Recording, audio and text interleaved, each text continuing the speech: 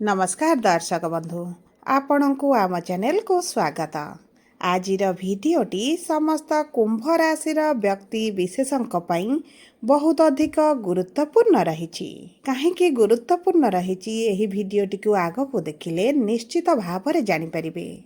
देखंतु यही भिडियो रे आमे आलोचना करिबा आपणकर आगामी 15 दिन माने नवेम्बर 19 तारिख परठारु आपणक जीवन रे कोन घटित हेबाकु जाउछि। कारण यही 19 तारिख परठारु हेबाकु जाउछि एक महापरिवर्तन एवं यही परिवर्तन आपणक जीवन रे कोन प्रभाव पकाइबो एही भिडियो रे विस्तृत भाव में आलोचना करिबा। देखंतु दर्शक बंधु यही नवेम्बर मासर राशिफलटी विशेष भाव में यही आगामी 15 दिन राशिफलटी आपणक जीवन को बहुत अधिक प्रभावित करिबो। कारण 23 तारिख दिन बुध मार्गी हेबे बकरी एवं सही दिन राहुंक चलन हेबाकु जाउछि बड़ परिवर्तन। ता सहित 26 नवेम्बर शुक्र करिवे राशि परिवर्तन एवं नीचरु हेबाकु जाउछंती उच्च। ता सहित 27 नवेम्बर शनिदेव बकरी हेबाकु जाउछंती मार्गी एवं आपणक राशिर स्वामी होइथिबारु आपणको निश्चित भाव में शुभ फल प्रदान करिवे। तेणुकरी प्रमुख ग्रह मानकर चलन रे परिवर्तन आगामी 15 दिन रे हेबाकु जाउथिबारु आपणको बहुत अधिक प्रभावित करिवे। किंतु केउ ग्रह रे प्रभाव पकाइबे, कौन प्रभाव पकाइबे एवं कौन उपाय रही जहाँ आपणकर अशुभत्व को दूर करी शुभाशुभ फल को वृद्धि करिबो एही भिडियो रे विस्तृत भाव में आलोचना करिबा। सेतिपई आपण आम सह भिडियोर शेष पर्यंत जोड़ी होई रुहंतु। किंतु भिडियोटी आरंभ करने पूर्वर जदि आपणकर भी कुंभ राशि होइथाए एवं आपण भी ईश्वर को आंतरिक भक्ति एवं विश्वास करती तेबे भिडियोटी को लाइक करंतु। कमेंट बॉक्स रे जय जगन्नाथ जय माँ लक्ष्मी अवश्य लिखि दियंतु। ता सहित आम सह जोगाजोग करने चाहूले वीडियोर मध्य भाग एक व्हाट्सएप नंबर टी दि जाइछि जो नंबर साहाय्य आपण आम सह जोगाजोग करी निजर नूतन कुंडली प्रस्तुत करें, कुंडली विश्लेषण कराइपारे किंबा आपणकर चाकरी विवाह व्यवसाय प्रेम संपर्क शिक्षा स्वास्थ्य को नहीं किसी समस्या रही ताहार सहजरे एवं स्वल्प मूल्य रे समाधान करिपारिबे। सेथिपई आपण आम सह भिडियोर शेष पर्यंत जोड़ी होई रुहंतु एवं व्हाट्सएप नंबर माध्यम रे आम सह जोगाजोग करंतु। एबे आसंतु जानिबा आपणकर आगामी 15 दिन ग्रह मानकर स्थिति आपणकर राशि रे किभଳି रहिबा पई जाउछि। देखंतु आपणकर प्रथम गृह रे राहु विराजमान करिसंती, द्वितीय गृह रे शनि, षष्ठ गृह रे देवगुरु बृहस्पति, सप्तम गृह रे केतु, नवम गृह रे शुक्र एवं दशम गृह रे बुध मंगल सूर्य विराजमान करिसंती जहाँ फल से ही गृह गुड़िकर से प्रभाव अधिक रहिबो। देखंतु समस्त कुंभ राशि व्यक्ति मानकर आमे जदि आर्थिक स्थिति को देखिबा बा पैसा को देखिबा तेबे आपणकर केमिति ना केमिति करी आपणकर एबे जो परिस्थिति चली ताकू आपण मैनेज करूछंती। आपणकू केउठु ना केउठु केउ उपाय रे भी धन मिल जाउछि एवं आपणकर काम अटकु नाही। किंतु आपणकर सबुठारु टेंशन हेउछि आपणकर जो माने समस्कंद नुहंती आपणक बराबर जो माने नुहंती एबे आपणक सहित बराबर करबा आरंभ कलेनी। आपणकर किछि ना किछि भूल काढी आपणक नारे गपिलेनी, आपणको निंदा कलेनी। सेतिपई कुंभ राशिर व्यक्ति माने आपणकर चिंता करिवार कोनोसी आवश्यकता नाही। कारण जो भली परिस्थिति आपणकर चलिथिला ताहा आपणकर दूर हेबा पई जाउछि एवं आगामी गोटे वर्ष पर्यंत आपणकर एही भली परिस्थिति केबे ना केबे आसी पारे।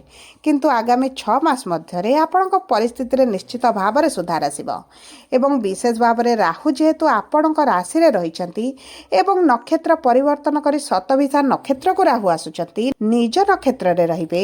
तेणु करी आपणको तो निश्चित भाव में शुभ फल प्रदान करिवे। किंतु कौन प्रदान करिवे केबेठारु प्रदान करिवे एही भिडियो रे आगको जानिबा। सर्वप्रथम जानिबा आपणकर आगामी 15 दिन कर्म क्षेत्र चाकरी व्यवसाय किभଳି रहिबा पई जाउछि। देखंतु चाकरी एवं व्यवसायर कारक हेउचंती आपणक राशि रे मंगल एवं मंगल निश्चित भाव में आपणकर केंद्र त्रिकोण राजयोग बनाइछंती एवं आपणक कर्मर गृह रे विराजमान करी रोचक राजयोग मध्य बनाइछंती। जो व्यक्ति माने नूतन चाकरी व्यवसाय को नहीं चिंतित अछंती एवं व्यवसाय आरंभ करबा पई चाहुचंती तेबे चिंता करिवार कौनसी भी आवश्यकता नहीं। कारण नूतन चाकरी नूतन व्यवसाय पई बहुत भल जोग आपणकर बनुछि। ଆପଣଙ୍କ ଉଚ୍ଚ ଅଧିକାରୀଙ୍କ ପାଇଁ ଯେଉଁ ସବୁ ସମସ୍ୟାରେ ଆପଣ ପଡ଼ୁଛନ୍ତି ତାହା ମଧ୍ୟ ଦୂର ହୋଇଯିବ। ଆପଣ ଯେଉଁ ଟେନସନରେ ରହିଛନ୍ତି, ଚାକିରି ହରାଇବାର ହେଉ, ପୋଷ୍ଟ ହରାଇବାର ହେଉ, ପ୍ରମୋସନ୍ ନ ହେବାର ହେଉ, ଯେକୌଣସି ଆପଣଙ୍କର ଟେନସନ୍ କର୍ମକ୍ଷେତ୍ରରେ ଅଛି, ଆପଣଙ୍କର ଚିନ୍ତା କରିବାର କିଛି ଆବଶ୍ୟକତା ନାହିଁ। କାରଣ ଆପଣଙ୍କ ପ୍ରଥମ ଗୃହରେ ରାହୁ ବିରାଜମାନ କରି ଆପଣଙ୍କୁ ଚାଲାକ, ଚତୁର, ବୁଦ୍ଧିମାନ ବନାଇ ଏବଂ ମଙ୍ଗଳ ଆପଣଙ୍କର କର୍ମକ୍ଷେତ୍ରରେ ବିରାଜମାନ କରି ଆପଣଙ୍କର ଚାକିରି ବ୍ୟବସାୟରେ ଯଦି କାନୁନି ଅର୍ଚନ ଅଛି ତାହାକୁ ଦୂର କରିବେ। ଏବଂ ଦେଖନ୍ତୁ, ସରକାର ସମ୍ବନ୍ଧିତ ଯଦି ଆପଣଙ୍କର କିଛି କାର୍ଯ୍ୟ ପେଣ୍ଡିଂ ରହିଛି ସେଥିରେ ମଧ୍ୟ ଆପଣ ଧୀରେ ଧୀରେ ଉନ୍ନତି ଦେଖିବେ, ପରିବର୍ତ୍ତନ ଆସିବ। ଯେଉଁମାନେ ସେୟାର ମାର୍କେଟ ଲଟେରୀରେ ଲସ୍ ଦେଖୁଥିଲେ ସେମାନଙ୍କ ପାଇଁ ତ ଏହି ମାସ ବହୁତ ଅଧିକ ଭଲ ସମୟ ରହିଛି। କାରଣ ସୂର୍ଯ୍ୟ ଏହି 16 ତାରିଖ ଦିନ ନିଚରୁ ହେଇଛନ୍ତି ଉଚ୍ଚ। ତେଣୁକରି ଆପଣଙ୍କ ପ୍ରମୋସନ୍, ସାଲାରୀରେ ଇନକ୍ରିମେଣ୍ଟ, ଆପଣଙ୍କ ସାଲାରୀ ବୃଦ୍ଧି ସହିତ ଭଲ ପୋଷ୍ଟରେ ଚାକିରି, ଏହିଭଳି ଶୁଭ ପରିବର୍ତ୍ତନ ଆପଣ ଦେଖିବେ। ଯଦି ଆପଣଙ୍କ ବ୍ୟବସାୟ ଆରମ୍ଭ ପାଇଁ ଅର୍ଥର ଆବଶ୍ୟକତା ଥିଲା ତାହା ମଧ୍ୟ ଆପଣଙ୍କର ପୂରଣ ହୋଇଯିବ। ଏବଂ ଯେଉଁମାନେ ବିଦେଶରେ ବ୍ୟବସାୟ କରୁଛନ୍ତି, ଚାକିରି କରୁଛନ୍ତି, ତାଙ୍କୁ ମଧ୍ୟ ଜବରଦସ୍ତ ସଫଳତା ପ୍ରାପ୍ତି ହେବ। ତା ସହିତ ଦେଖନ୍ତୁ, ଶନିଙ୍କର ବୃହସ୍ପତିଙ୍କର ନକ୍ଷତ୍ରକୁ ଯିବା ଆପଣଙ୍କୁ ବହୁତ ଅଧିକ ଶୁଭ ଫଳ ପ୍ରଦାନ କରିବ। ଯଦି ଆପଣ ବିଦେଶ ଯାତ୍ରା କରିବା ପାଇଁ ଚାହୁଁଛନ୍ତି ସେଥିରେ ମଧ୍ୟ ଆପଣଙ୍କୁ ଶୁଭ ଫଳ ପ୍ରଦାନ କରିବେ। ଏବେ ଆସନ୍ତୁ ଜାଣିବା ଆପଣଙ୍କର ଆଗାମୀ 15 ଦିନ କେମିତି ରହିବ ଆପଣଙ୍କର ଆର୍ଥିକ ସ୍ଥିତି। ଦେଖନ୍ତୁ, ଆପଣଙ୍କ ରାଶିର ଆୟର ସ୍ୱାମୀ ହେଉଛନ୍ତି ବୃହସ୍ପତି ଏବଂ ଧନର ମାଲିକ ମଧ୍ୟ ହେଉଛନ୍ତି ବୃହସ୍ପତି। ତେଣୁକରି ବୃହସ୍ପତି ଏବେ ଯେଉଁ ଅତିଚାରୀ ହୋଇ ରାଶି ପରିବର୍ତ୍ତନ କରି ଉଚ୍ଚ ସ୍ଥିତିରେ ରହିଛନ୍ତି, ଆପଣଙ୍କର ଆର୍ଥିକ ସମସ୍ୟା ଦୂର ହୋଇଯିବ। ଯଦି ଆପଣଙ୍କର ପ୍ରପର୍ଟିକୁ ନେଇ କିଛି ସମସ୍ୟା ଚାଲିଥିଲା ତାହା ମଧ୍ୟ ଦୂର ହୋଇଯିବ। ଆପଣଙ୍କର ଯଦି ଅର୍ଥ କୌଣସି ସ୍ଥାନରେ ଫସିକି ରହିଛି ତାହା ମଧ୍ୟ ଆପଣଙ୍କୁ ପ୍ରାପ୍ତ ହୋଇଯିବ। କାରଣ ଗୁରୁଙ୍କର ସପ୍ତମ ଦୃଷ୍ଟି ଆପଣଙ୍କର ଲାଭର ଭାବକୁ ରହୁଛି, ଆପଣଙ୍କର ମନସ୍କାମନାର ଗୃହକୁ ରହୁଛି। ତେଣୁକରି ଚିନ୍ତା କରିବାର କୌଣସି ଆବଶ୍ୟକତା ନାହିଁ। କୌଣସି ନା କୌଣସି ଉପାୟରେ ଆପଣ ଯେଉଁ ଧାର, କରଜ, ଲୋନ୍, ଋଣରେ ରହିଛନ୍ତି ତାହା ମଧ୍ୟ ଆପଣ ଶୁଝିବା ପାଇଁ ସକ୍ଷମ ହୋଇଯିବେ। ତେବେ ଆସନ୍ତୁ ଜାଣିବା କେମିତି ରହିବ ଆପଣଙ୍କ ବୈବାହିକ ସମ୍ପର୍କ, ଆପଣଙ୍କ ବିବାହର ଯୋଗ। ଦେଖନ୍ତୁ, ଆପଣଙ୍କ ବିବାହର ଗୃହର ସ୍ୱାମୀ ହେଉଛନ୍ତି ସୂର୍ଯ୍ୟ ଏବଂ ସୂର୍ଯ୍ୟ ଆପଣଙ୍କର ସପ୍ତମ ରାଶିରେ ତୁଳା ରାଶିରେ ନିଚ ସ୍ଥିତିରେ ବିରାଜମାନ ହୋଇଥିଲେ। କିନ୍ତୁ ବର୍ତ୍ତମାନ ଆପଣଙ୍କର କେନ୍ଦ୍ରକୁ ଆସିଛନ୍ତି ଏବଂ କେନ୍ଦ୍ର ତ୍ରିକୋଣରେ ରହି ଆପଣଙ୍କର ଶୁଭାଶୁଭ ଫଳକୁ ବୃଦ୍ଧି କରିବେ। ଆପଣଙ୍କର ବିବାହର ଯେଉଁ ସମସ୍ୟା ଆସୁଥିଲା ତାହା ଦୂର କରିବେ। ଆପଣଙ୍କର ଯେଉଁ ବିବାହ ଠିକ୍ ହୋଇପାରୁନଥିଲା, ବିବାହରେ ଅର୍ଚନ ଦେଖୁଥିଲେ, ବିବାହର ବିଳମ୍ବ ଦେଖୁଥିଲେ, ବୟସ ବଢ଼ୁଛି କିନ୍ତୁ ବିବାହ ହୋଇପାରୁନଥିଲା, ତେବେ ଏହିସବୁ ସମସ୍ୟା ଆପଣଙ୍କର ଦୂର ହୋଇଯିବ। ଆପଣଙ୍କର ବିବାହ ଠିକ୍ ହୋଇପାରେ ଏବଂ ବିବାହ ମଧ୍ୟ ହୋଇଯିବାର ବହୁତ ଅଧିକ ଯୋଗ ବନୁଛି। ଯଦି ଆମେ ଦେଖିବା ଆପଣଙ୍କ ବୈବାହିକ ସମ୍ପର୍କକୁ, ତେବେ ଆପଣଙ୍କର କେତୁ ଯେହେତୁ ବିବାହର ଗୃହରେ ରହି ଆପଣଙ୍କର ସମସ୍ୟା ବୃଦ୍ଧି କରୁଥିଲେ, ମନମାଳିନ, ମତଭେଦ, ମାନସିକ ଦୁଶ୍ଚିନ୍ତା, ସମ୍ପର୍କ ମଧ୍ୟରେ ବୁଝାମଣାର ଅଭାବ ସୃଷ୍ଟି କରୁଥିଲେ, କୌଣସି ନା କୌଣସି କାରଣବଶତଃ ଆପଣ ଯେଉଁ ଅଶାନ୍ତିରେ ରହୁଥିଲେ, ବର୍ତ୍ତମାନ 23 ତାରିଖ ଦିନ ରାହୁ ଆପଣଙ୍କର ନିଜ ନକ୍ଷତ୍ରକୁ ଗୋଚର କରିବା କ୍ଷଣି, ଆପଣଙ୍କର ସପ୍ତମ ଗୃହକୁ ଶୁଭ ଦୃଷ୍ଟି ଦେବା କ୍ଷଣି ଆପଣଙ୍କ ସମ୍ପର୍କରେ ଧୀରେ ଧୀରେ ପରିବର୍ତ୍ତନ ଆସିବ। ଆପଣ ପୂର୍ବରୁ ଯେଉଁଭଳି ପରିସ୍ଥିତି ଦେଖୁଥିଲେ ସେଥିରେ ନିଶ୍ଚିତ ଭାବରେ ସୁଧାର ଆସିବ। ତା ସହିତ ଏବେ ଆସନ୍ତୁ ଦେଖିବା କିପରି ରହିବ ଆପଣଙ୍କର ପାରିବାରିକ ସମ୍ପର୍କ, ଭୂମି, ଘର, ସମ୍ପତ୍ତି ଏହି ଆଗାମୀ 15 ଦିନ।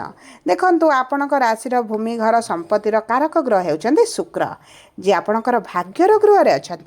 ଭାଗ୍ୟର ଗୃହରୁ ଆପଣଙ୍କର 26 ନଭେମ୍ବର ଦିନ କର୍ମର ଗୃହକୁ ବା ଆପଣଙ୍କର 10ମ ଗୃହ କେନ୍ଦ୍ରକୁ ଗୋଚର କରିବେ। ଯାହାଫଳରେ ଆପଣଙ୍କ ପ୍ରପର୍ଟିକୁ ନେଇ ଯଦି କିଛି ସମସ୍ୟା ଚାଲିଛି, ବିଶେଷ ଭାବରେ ପୈତୃକ ସମ୍ପତ୍ତିକୁ ନେଇ ଯଦି କିଛି ଝଗଡ଼ା, ମନମାଳିନ, କୋର୍ଟ କଚେରୀ କେସ୍ରେ ଚାଲିଛି, ସେହି ସମସ୍ୟା ମଧ୍ୟ ଆପଣଙ୍କର ଦୂର ହୋଇଯିବ। ଆପଣଙ୍କ ପିତାମାତାଙ୍କ ସହିତ ସମ୍ପର୍କରେ ମଧୁରତା ଆସିବ। ଯଦି ଆପଣ କିଛି ନୂତନ ପ୍ରପର୍ଟି କିଣିବା ପାଇଁ ଗାଡ଼ି କିଣିବା ପାଇଁ ଚାହୁଁଛନ୍ତି, ଘର କିଣିବା ପାଇଁ ଚାହୁଁଛନ୍ତି, ପ୍ରବେଶ କରିବା ପାଇଁ ଚାହୁଁଛନ୍ତି, ତେବେ ଆପଣଙ୍କ ପାଇଁ ବହୁତ ଭଲ ସମୟ ରହିଛି। ଏହି ଆପଣ ଯଦି ପ୍ରପର୍ଟି କିଛି ବିକ୍ରି କରିବା ପାଇଁ ଚାହୁଁଥିଲେ କିନ୍ତୁ ଆପଣଙ୍କ ପ୍ରପର୍ଟିର ଉଚିତ ମୂଲ୍ୟ ଆପଣଙ୍କୁ ମିଳୁନଥିଲା, ତେବେ ଏହି ସମୟ ମଧ୍ୟରେ ଆପଣଙ୍କ ପ୍ରପର୍ଟି ବିକ୍ରି ହୋଇପାରେ। ଏବଂ ଯଦି ଆପଣଙ୍କର ପ୍ରପର୍ଟିକୁ ନେଇ କିଛି ସମସ୍ୟା, ପାରିବାରିକ ସ୍ଥିତିରେ କିଛି ସମସ୍ୟା ଥିଲା, ସେଥିରେ ଆପଣ ସୁଧାର ଦେବେ। ଏବେ ଆସନ୍ତୁ ଜାଣିବା କିପରି ରହିବ ଆପଣଙ୍କର ଶିକ୍ଷା ଏବଂ ସନ୍ତାନର ଯୋଗ। ଦେଖନ୍ତୁ, ଈଶ୍ୱରଙ୍କ କୃପାରୁ ଶିକ୍ଷା ଏବଂ ସନ୍ତାନର ସ୍ୱାମୀ ହେଉଛନ୍ତି ବୁଧ ଆପଣଙ୍କର 23 ନଭେମ୍ବର ଦିନ ଆପଣଙ୍କର ଭାଗ୍ୟର ଗୃହକୁ ଗୋଚର କରିବେ, ଯାହାଫଳରେ ଆପଣଙ୍କର ଶିକ୍ଷା କ୍ଷେତ୍ରରେ ବଡ଼ ପରିବର୍ତ୍ତନ ଦେଖିବେ। ଯଦି ଆପଣଙ୍କର ଶିକ୍ଷାକୁ ନେଇ କିଛି ସମସ୍ୟା ଥିଲା, ଶିକ୍ଷାରେ ମନ ଲାଗୁନ, ମନ ଆପଣଙ୍କର ଅନ୍ୟମନସ୍କ ତେବେ ମଧ୍ୟ ସେଥିରେ ପରିବର୍ତ୍ତନ ଆସେ। ଆପଣଙ୍କର ଏବଂ ଆପଣ ସନ୍ତାନ ପାଇଁ ଚେଷ୍ଟା କରି ମଧ୍ୟ ଶୁଭ ଫଳ ପ୍ରାପ୍ତି କରୁନଥିଲେ ତେବେ ମଧ୍ୟ ଆପଣଙ୍କ ସନ୍ତାନ କ୍ଷେତ୍ରରେ ଶୁଭ ପରିବର୍ତ୍ତନ ଆସିଛି। ସନ୍ତାନଙ୍କ ସହିତ ଯଦି କିଛି ସମସ୍ୟା ଥିଲା ତାହା ଦୂର ହୋଇଯିବ ଏବଂ ଯଦି ଆପଣଙ୍କ ସନ୍ତାନ ପ୍ରାପ୍ତିକୁ ନେଇ ଚିନ୍ତିତ ଥିଲେ ଆପଣଙ୍କର କନ୍ସିଭ୍ ହେବାର ମଧ୍ୟ ଭଲ ଆବଶ୍ୟକତା ନାହିଁ, କିନ୍ତୁ ଆପଣଙ୍କୁ ଟିକେ ସତର୍କ ରହିବାକୁ ପଡ଼ିବ। ଯଦି ଆପଣଙ୍କର ଦ୍ୱିତୀୟ କିଛି ଅର୍ଥ ଇନଭେଷ୍ଟ କର ଆପଣ କିଛି ସମୟ ରହିଗଲା ପରେ ନଭେମ୍ବର ଶେଷ ସୁଦ୍ଧା ଯଦି ଆପଣ କିଛି ଅର୍ଥ ଇନଭେଷ୍ଟ କରନ୍ତି ଆପଣଙ୍କ ପାଇଁ ଶୁଭଦାୟକ। ଏବେ ଆସନ୍ତୁ ଜାଣିବା କିପରି ରହିବ ଆପଣଙ୍କର ସ୍ୱାସ୍ଥ୍ୟ ଆଗାମୀ 15। ଦେଖନ୍ତୁ ଆପଣଙ୍କର ସ୍ୱାସ୍ଥ୍ୟ ଆପଣଙ୍କ ପ୍ରଥମ ଗୃହରୁ ଜଣାପଡ଼େ ଏବଂ ପ୍ରଥମ ଗୃହରେ ରାହୁ ବିରାଜମାନ କରି ସେହି କାରଣରୁ ଆପଣଙ୍କର କିଛି ମୁଣ୍ଡ ବ୍ୟଥା, ପେଟରେ ସମସ୍ୟା, ଅସ୍ଥି ସମସ୍ୟା ଟିକେ ଦେଖାଦେଇପାରେ। ସେଥିପ୍ରତି ଆପଣଙ୍କୁ ଟିକେ ସତର୍କ ରହିବାକୁ ପଡ଼ିବ। ଏବେ ଆସନ୍ତୁ ଜାଣିବା କ'ଣ ରହିଛି ସହଜ ଉପାୟ ଯାହା ଆପଣଙ୍କର ଅଶୁଭତ୍ୱକୁ ଦୂର କରି ଶୁଭ ଫଳକୁ ବୃଦ୍ଧି କରିବ। ଦେଖନ୍ତୁ ଆପଣ ପ୍ରତିଦିନ ଶନିଙ୍କର ବୀଜ ମନ୍ତ୍ର 108 ଥର ପାଠ କରନ୍ତୁ। ତା ସହିତ ଆପଣ କୁକୁରଙ୍କୁ କିଛି ଖାଦ୍ୟ ଖାଇବା ପାଇଁ ଦିଅନ୍ତୁ। ପ୍ରତି ସୋମବାର ବା ଶନିବାର ଦିନ ଆପଣଙ୍କ ଶିବଙ୍କ ପାଖରେ ଭୋଗ ଅର୍ପଣ କରନ୍ତୁ, ଜଳ ଅର୍ପଣ ତା ସହିତ ପ୍ରତିଦିନ ଗାୟତ୍ରୀ ମନ୍ତ୍ର ଜପ କରନ୍ତୁ। ଏହା ଆପଣଙ୍କର ଶୁଭ ଫଳକୁ ବୃଦ୍ଧି କରିବ। ଯଦି ଆପଣଙ୍କର କୁମ୍ଭ ରାଶି ହୋଇଥାଏ ଭିଡ଼ିଓଟି କିଭଳି ଲାଗିଲା କମେଣ୍ଟ ବକ୍ସରେ ଲେଖି କରନ୍ତୁ। ଯଦି ପ୍ରଥମ ଥର ଆମ ଚ୍ୟାନେଲକୁ ଆସିଛନ୍ତି ଚ୍ୟାନେଲଟିକୁ ସବସ୍କ୍ରାଇବ୍